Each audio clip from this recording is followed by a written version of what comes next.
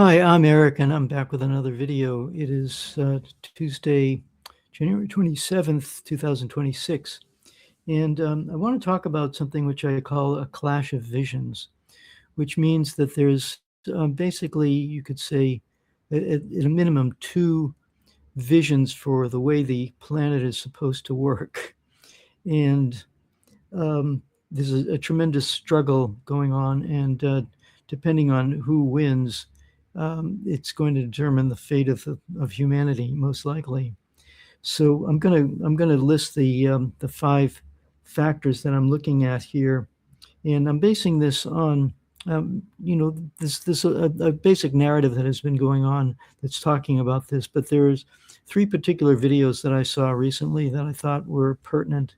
Um, One is Brian Berletic, and he's been a long time critic of U.S. imperialism, and he has this concept called continuity of agenda, which means that regardless of the day-to-day statements that are made and actions that are made, the overall strategy is hegemony, which is the continuity of agenda.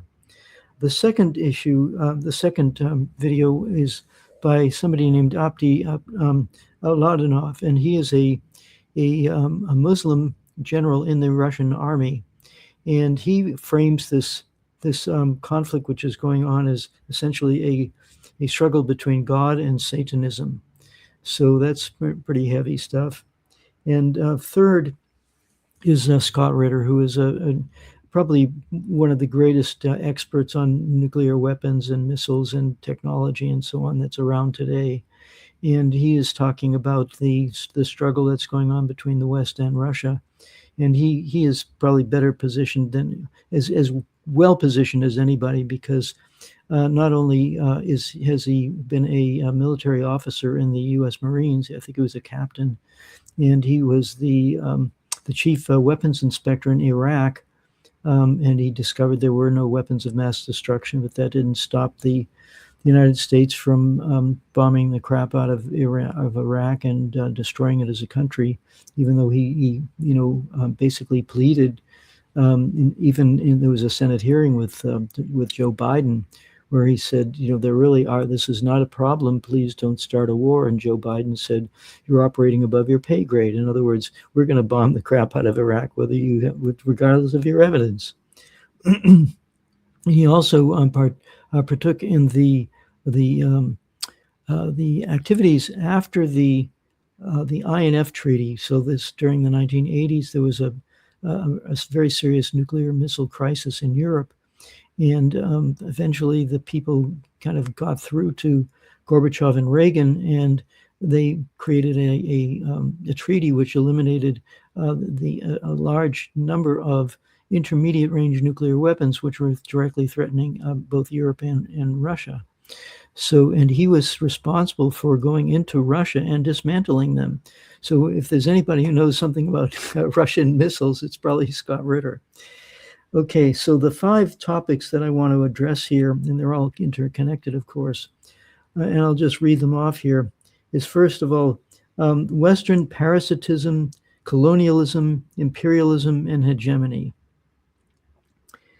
Secondly, we have the Western cultural degeneration and social and economic disintegration.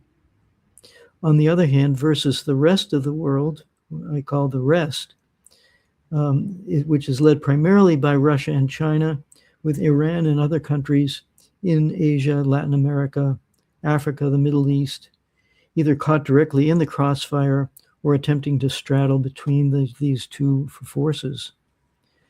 And how this manifests is in Western soft power via dollar bullying, media control, color revolutions, National Endowment for Democracy, or CIA intervention, these kinds of subversions against the global majority or the rest, versus the stronger industrial base and recently superior military technology and historical truth that is in the possession of the rest of the global majority.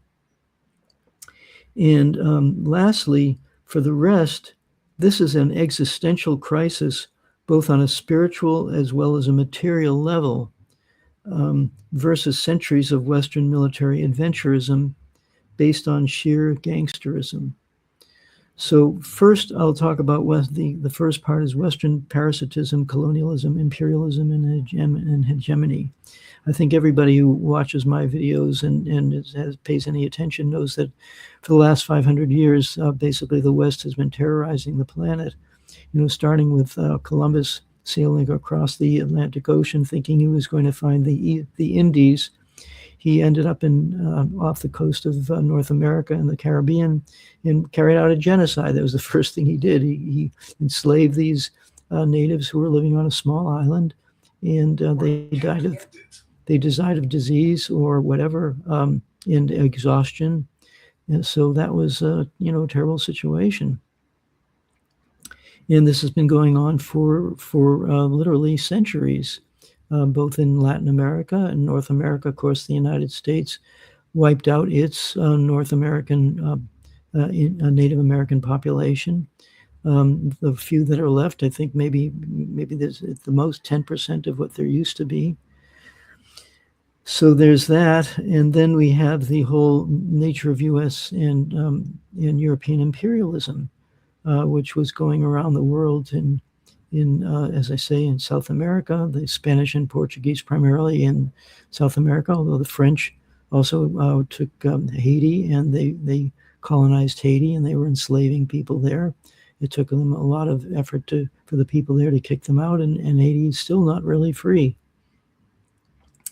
And then, of course, the whole issue of hegemony, so that the United States is basically wants to have control of the world. And the latest iteration of this is the neocons, who decide that there should be no rivals to anything approaching U.S. ability to control things. So that's the kind of external aspect of the Western empire, so to speak. And on the other hand, while they were expanding throughout the rest of the world in using these kinds of methods, brutal methods to people outside of the West, we're seeing cultural degeneration and social and economic disintegration. So we're seeing that manifested, for example, in with ICE being the most recent example, but there's been other examples going back, at least to the 1960s, where you had groups like the Black Panthers or the Civil Rights Movement that were trying to give better rights for African Americans. You had people on the left who were against capitalism and trying to create socialism in the United States.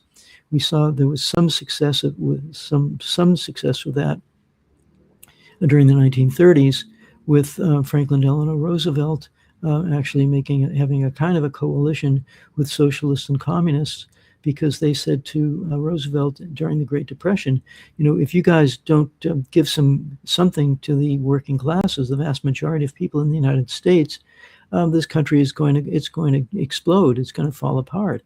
And so Roosevelt, to his credit, created Social Security, and he created restraints on Wall Street's predatory activities, and created other programs to help the middle class. So that was during the 1930s, but immediately after World War II, we saw the kind of a counterattack of the capitalist and imperialistic system. FDR wanted to have his vice president at the time, Henry Wallace, take over. And Henry Wallace basically was a socialist, and he wanted to have good relations with the Soviet Union, and he wanted to have what we call the century of the common man. Whereas what was his name? Henry, I forget the name of the guy who was in charge of Time magazine at the moment, but he called it Henry Luce, and he said he wanted this to be the American century. So the capitalists and the real owners of the country, as exemplified by Henry Luce, who was a spokesman for them with Time magazine, he was saying, we want the American century. We want hegemony over the whole world. And Henry Wallace was saying, no, we want a century of the common man. So there's this been ongoing struggle that has been going on ever since at least the 1930s, if not before. But what's happened is that, starting with the beginning of the Cold War, which the United States and especially England, Winston Churchill, immediately after the Soviet Union saved England from being invaded by the Germans, he had this idea of Operation Unthinkable, where he was going to reinvade the Soviet Union using Wehrmacht soldiers, using German soldiers. And he had a virulent hatred for Russia, probably because Russia had actually helped the United States. It was even though it was an empire, it had a vast geographical area. It didn't treat the people that were under it the way the Western powers did. They didn't carry out wholesale slaughters and things like that. And also Russia under the Tsars actually protected the United States during our American Revolution. The Tsar was asked by the King of England to supply some mercenaries to suppress us, and the Tsar politely refused, and in fact was supplying the colonists. And then during the Civil War, the Russian Navy actually protected the ports of North America, protected the ports of the United States from being blocked by England, which wanted to maintain the South. They wanted to break up the United States for obvious reasons. They didn't want a serious rival to the British Empire, and they wanted to have a slave colony, which would be controlled by them. And the Russians, refused to allow that. So England has had a long-term grudge against Russia. Not to mention the fact that Russia has a lot of resources that England is very jealous of and covets and wants. And also their society is based on just different kinds of values than the British Empire, especially the royalty, which, it would appear, based on Jeffrey Epstein and other examples, that there's a lot of, shall we say, hanky-panky that goes on with the British upper classes, not to mention what's going on in the United States. And I do not think that kind of really craven and immoral activity was going on in Russia. So there's tremendous rivalry culturally, spiritually, and economically and politically between the West and Russia. Has been ongoing for a long, long time. Now, the other aspect of this is that China is in a kind of a similar situation, because China and India and Indonesia, the Southeast Asian countries, Laos, Cambodia, Africa, the African continent, it was all divided up by these imperial powers. And it was terrible suffering that went on for literally decades or centuries. Many people don't even know that what was called the Belgian Congo, which is now the Democratic Republic of the Congo, was controlled by the King of Belgium as his own personal fief, and he was responsible for the death of 10 million African people. And he wasn't the only example of that. Namibia was controlled by the Germans. They didn't carry on such a huge genocide, but they were committing genocide there.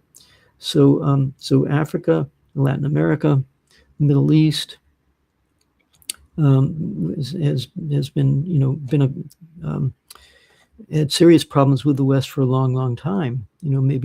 People probably know that during World War I, Britain said to the Arab countries that were under control of the Turks in the Ottoman Empire, the British said, if you help us get rid of your overlords, the Turkish overlords, the Ottomans, you can have democracy. And as soon as World War I was over, the British and the French carved up the Middle East, and they didn't get their democracy. They got a bunch of installed kings or emirs or whatever.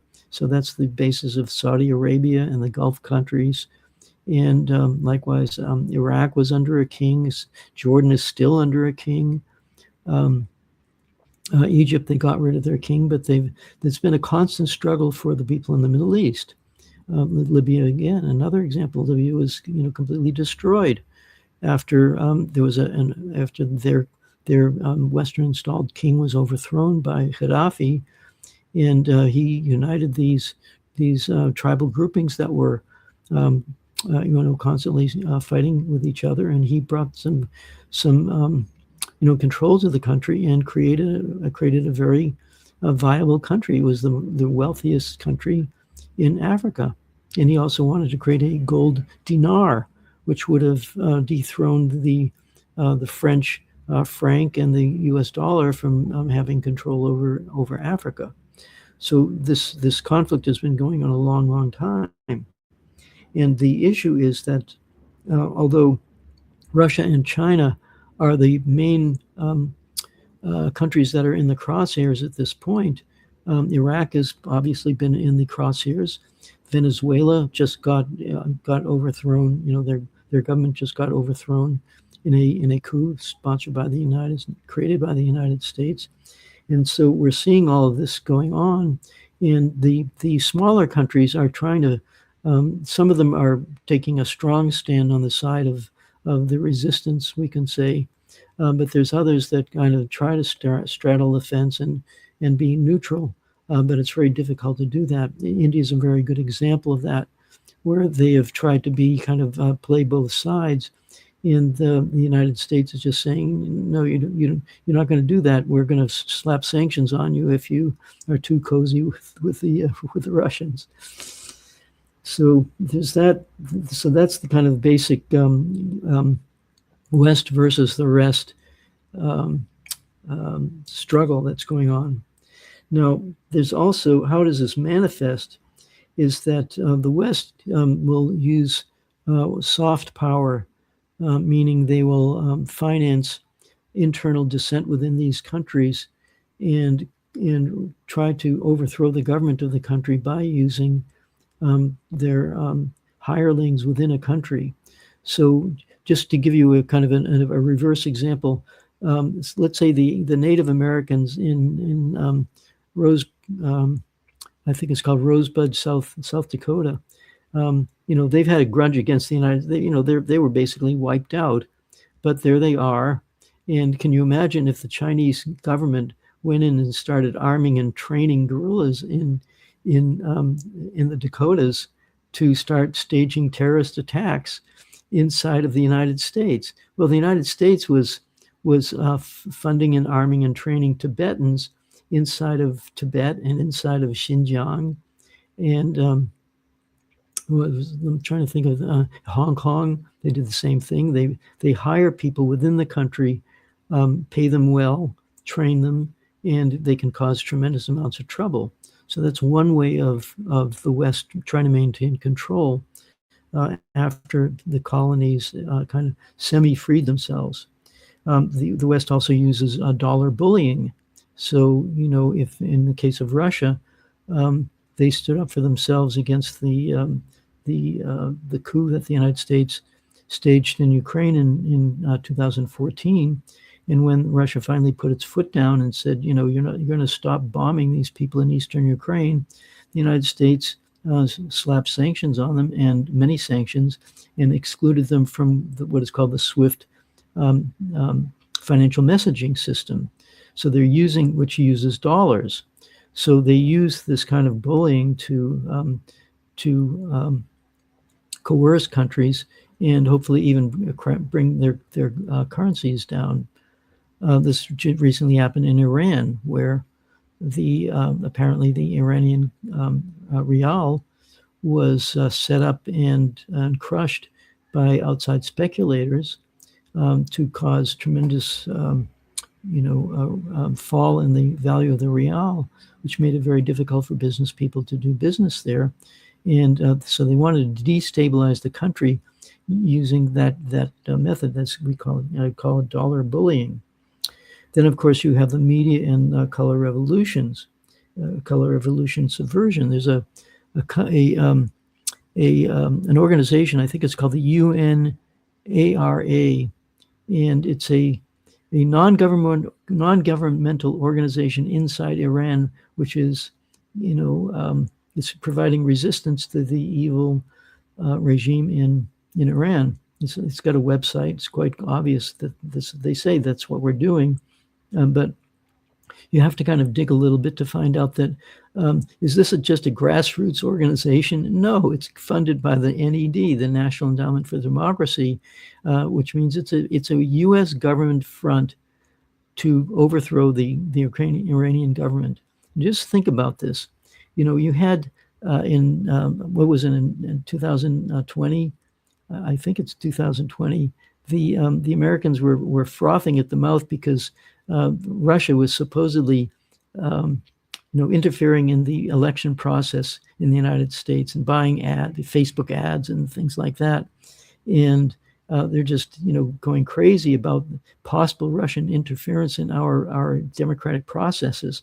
But it's okay for the United States to do exactly the same thing in Iran. And the latest story now, according to the Russian ambassador to Venezuela, is that they were able to determine that the reason why the Venezuelan military failed against the U.S. incursion and kidnapping of Maduro, President Maduro, was because they found some people who they could buy off, who disabled the defensive missile systems and other systems, so that the United States was able to basically march in, unopposed. And the Russian ambassador says, we know who these people are. We know that they fled the country, and they're going to be dealt with. But meanwhile, the damage has been done. So they kidnap the president of a country completely illegally, based on complete, fabrications of he's a drug dealer. No, he's not a drug dealer. They make up these excuses, and it's just it's really outrageous that this goes on.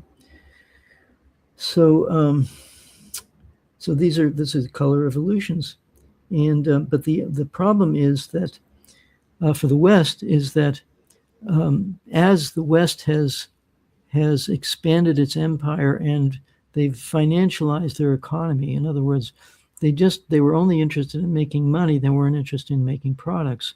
So they shipped all the jobs overseas, and in the case of the United States, and they also dumbed down their population so that the people don't have there's no educational base to make the stuff that you need to run a modern industrial economy. Unlike during World War II, there was a tremendous, everybody went to public school. People got a pretty decent education. But as I say, as the West has kind of fallen in terms of its capacity, its industrial capacity, and its educational capacity, the rest of the world has built up its industrial capacity, and the people got very far better educated. So, in the case of South Korea, for example, South Korea was completely devastated. All of Korea was completely devastated after World War II. And as soon as they got free from the clutches of Japan, granted, they were still occupied by the United States, but at least they had enough independence that they could say, we need to educate our kids. And because the South Koreans got very well educated, they were able to build up a very formidable industrial base. So you have companies like Samsung and various car companies, Mitsubishi and so on. I think Mitsubishi is maybe Japanese. I'm not sure, but anyway, you get the idea. And there's one other aspect of this Western soft power and imperialism, which is that historical truth lies on the side of the global majority, of the rest, because the actions of the West have been so indefensible based on the historical record that they really don't have. They've completely lost their moral authority. So that's a huge issue. And finally, I want to talk about this from the point of view of what I call this existential crisis, because Europe and the United States had a very, very, very, very high standard of living, and but it was based primarily on exploitation. So probably one of the most egregious examples of this was France has nuclear power. And where did it get its uranium? It got it from Niger and other resource-rich countries, particularly Niger. Niger was they were forced to sell mine this uranium and forced to sell it to the colonizer, France, for like $1 a ton or something like that. And but they had no nuclear power plants. So here's this country with all this uranium, and people don't have any electricity because the resources were shipped off out of their country towards Europe. And we saw this, and there are other examples of this. Probably an example right now is the fact that China, is the like 90% supplier of rare earth minerals, which are crucial for technology. And the United States has always wanted to get their hands on it, and they tried to bully China into giving them a good deal, and China said, guess what, you don't get any. So the United States said, oh well, let's be friends. We can work this out. So when the West can't manipulate or bully or crush some country that's in its way, it'll play nice to them and kind of soften them up and then stab them in the back, which is basically what U.S. policy is. So I call this it's an existential crisis, both on a spiritual level, in the sense that Western societies are degenerating, disintegrating, morally, economically, politically. It's quite clear, the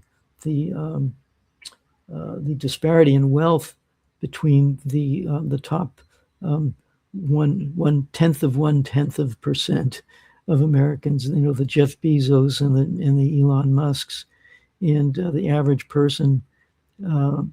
It's an astronomical difference, and these people they're so pathological of the need to have more money that they're willing to basically starve the rest of their economy to get it. It's crazy. But the problem is that the rest of the world has been getting strong enough to start to resist it. So that's the issue. And the question is, where's this all going? So there are three videos that I've included in this article. And one of them Brian Berletic talks about continuity of agenda. And basically what he is saying is that regardless of what you hear in the news about, let's say, the United States says to Europe, oh, Europe, you're lazy, lazy bums, and we supported you all these years, and this kind of thing.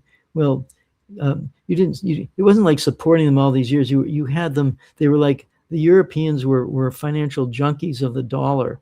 So as long as they played along with the United States, they would be treated okay. And of course, the Germans and the other Europeans, they also had a pretty good relation, reasonably good relation with the Soviet Union, which was supplying them with energy. So the United States goes in and says, you have no right to take cheap energy. You're slaves to the Russian. You need to be free and pay 3 times as much for our energy as you were paying for Russia. And yet the Europeans, they go along with it. If they really had any agency, they wouldn't do that. They would say, go to hell, USA. We're going to ally with Russia. The energy is right next door. What do we need to deal with you guys for? But they don't do that. So this is an example of continuity of agenda. The Europeans have completely given up their agency.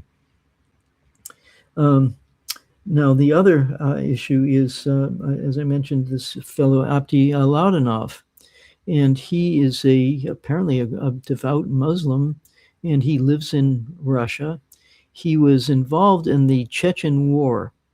So after the Soviet Union broke up, the CIA made further attempts to break up Russia, And so they fomented, as I gave an example of um, the Chinese color revolutions in Tibet and in Xinjiang. They tried to do the same thing in Chechnya, which is a region of Russia, southern Russia. And it turns out this guy, I think his father was killed by these gangsters that were hired by the CIA, and so he sided with Russia and with Vladimir Putin, and now he's a absolutely loyal follower of Vladimir Putin and follower of Russia. And what he says in his video is that we talk about Russia, but what he means is that Russia is a multi-ethnic, multi-confessional country. So there are like at least 100 different ethnic groups in Russia, and he says, you can say I'm a Yakut, but no, I'm a Russian Yakut. Stalin said he was from Georgia, and he said, I'm from Georgia, but I'm Russian. And likewise, there are basically four recognized religions within Russia. Russian Orthodox, which is the primary religion, but there's also 15% Muslims, and there's also some Jews and also some Buddhists. And Alaudanov says that you think all Jews are bad. He says, no, that's not the way it works. There are a lot of Jews who've joined my unit, which is was created mostly with Muslims, but we've got Jewish people operating with me to defend Russia. So he's saying, and likewise there are Buddhists in Buryatia and in Kalmykia, and I think there's one other oblast where there are a fair number of Buddhists. And he says, we may have these different, orientations, but we're Russian. We're working. We consider Russia to be our home. So that's and he says, and the issue here is that the West, he considers, it's like he has a firm belief in God. And now there are, people have different ideas. This Russian Orthodox idea of God, and there's Muslim idea of God, and there's Jewish idea of God.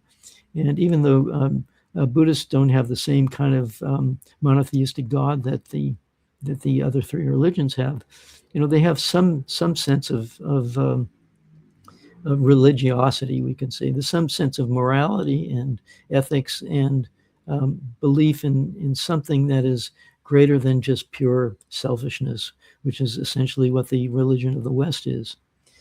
So, and he says that the West has basically been taken over by Satanism. And if you look at the degrees of abuse that go on, in the upper classes, and the abuse of the working class in the United States, and the degradation of morality in the United States, he's saying, we don't want any part of that. And so this is an existential fight for humanity. And last, I want to talk about Scott Ritter. And Scott Ritter, as I mentioned, he, he's an expert on missile technology and nuclear war and things of that nature. He's written several books about it. And one of the main problems in the West, aside from their fake sense of moral superiority and their sense of entitlement, is that they think they actually are superior. I recently I came across a post. There was some post on Facebook, and I think I had pointed out that actually, Russia is a force to be contended with, and this particular person who I've kind of known in the past said Russia's technology is shit. So I wrote back and I said, thank you for your detailed analysis and proof of your assertion. So let me help you out here. I didn't say let me help you out. I said, on the other hand, regarding the war in Ukraine, here is a Here's an audio clip of somebody living in Ukraine talking about the fact that the Ukrainian government is using anti-aircraft missiles against Russian missiles. They miss, they fall on Ukrainian civilian areas, and then they blame it on the Russians. And she's, the people are sick of it, and she's just waiting for the Russians to come to her city to rescue her from this completely corrupt, Nazi-infested government in Ukraine. But that's not the narrative that you hear in the United States. You hear about poor little innocent Ukraine. They have no idea what's going on. So when I do research, I say, I go to the source. Here's somebody who actually living there, and she's telling me what's going on. And I've known her, and it's not like some YouTube video that I saw. I know this person personally. I've known her for a couple of years. I know her whole story. So people, people, they just assume that that something they hear on the mainstream media is the truth. It is nothing like that. In the case with Scott Ritter was that he has pointed out that there are several Russian recently developed missile systems and nuclear and missile technology that are far superior to the United States and far superior to anything that the West has. And the issue here is that the United States keeps, poking the bear, we can say.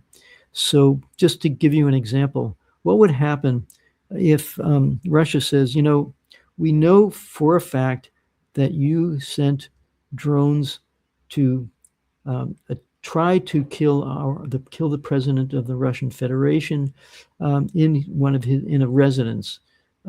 It's like, there's different, because Russia is a big country. If the president of the Russian Federation, President Putin, has some business in a particular area, he'll go and stay in that particular residence. But that residence, in this particular case, also happened to be like a nuclear war command center. So it's like a double crime that the United States has perpetrated by attacking both the president personally and a nuclear command center. So, and they think they can get away with it. And Scott Ritter is saying, you guys are really skating on thin ice here, because you just keep this up. You think you can get away with it. You think Russia is passive and they're weak, and they're just going to let you walk over them. And one of these days, something's going to happen, and it's going to be really bad for you. So that's the what I call the clash of visions between the West, which is extremely arrogant and it's terribly overextended and undereducated and has a completely delusional sense of its own superiority in many different areas. And on the other hand, you have the people who have been oppressed by the West for centuries, and they're standing up to it. So, and the question is, what is it going to come to? Will the West decide that their hegemonic rule is over, and they really won't put up with that, and they'll use nuclear weapons to get their way? If they do something like that, then we're in, it's the fate of humanity is on the line here. So this is how serious this clash of visions is. And on the other hand, if the people have expressed doubts about the fact that China or Russia have not stood up, they have not put their foot down, regarding the genocide in Palestine, for example. So there's that part of the struggle is going on as well, where people are thinking that maybe the rest needs to be more resistant towards the West, and so we have this very still powerful force in the West versus a very resistant rest. And where is this going to go? I don't know. It's uncertain, and but the prognosis is not so great, I have to confess. So that's what I have to say here. And again, please, support my channel by liking it and sharing it. And if possible, you can make a donation to my Substack, or you can buy one of my information billboard T-shirts like this one, Question Everything. Just go click on on my store. So and it's not like I'm making huge amounts of money on this, but I want to spread the word in whatever way I can. So thanks again for listening, and I will talk to you again soon.